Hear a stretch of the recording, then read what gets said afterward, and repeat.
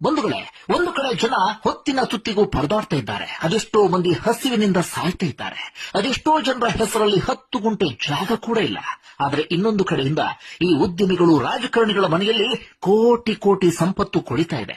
ಈ ಮಾತನ್ನ ಹೇಳೋದಕ್ಕೆ ಕಾರಣ, ಕಾಂಗ್ರೆಸ್ ಸಂಸದ ಆಗಿರುವಂತಹ ಧೀರಜ್ ಸಾಹು ಮನೆ ಮೇಲೆ ಐಟಿ ರೇಡ್ ಆದಂತ ಸಂದರ್ಭದಲ್ಲಿ ಸ್ವತಃ ಐಟಿ ಅಧಿಕಾರಿಗಳೇ ಶಾಕ್ ಆಗಿದ್ದಾರೆ.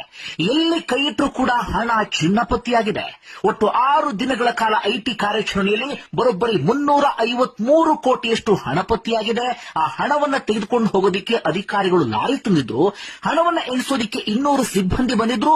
40 ಹಣ ಎಣಿಸುವಂತ ಮಷೀನ್ ಅನ್ನ ತರಲಾಗಿತ್ತು. ಈ ಧೀರಜ್ ಸಾಹು ಯಾರಪ್ಪ ಅಂದ್ರೆ, ಜಾರ್ಖಂಡ್ನ ಕಾಂಗ್ರೆಸ್ನ ರಾಜ್ಯಸಭಾ ಸದಸ್ಯ. ಒಡಿಶಾ, ಪಶ್ಚಿಮ ಬಂಗಾಳ, ಬೇರೆ ಬೇರೆ ಕಡೆಗಳಲ್ಲಿ ಉದ್ಯಮವನ್ನು ಇಟ್ಕೊಂಡಿದ್ದಾರೆ. ಮದ್ಯ ತಯಾರಿಕೆಯನ್ನ ಮಾಡ್ತಾರೆ.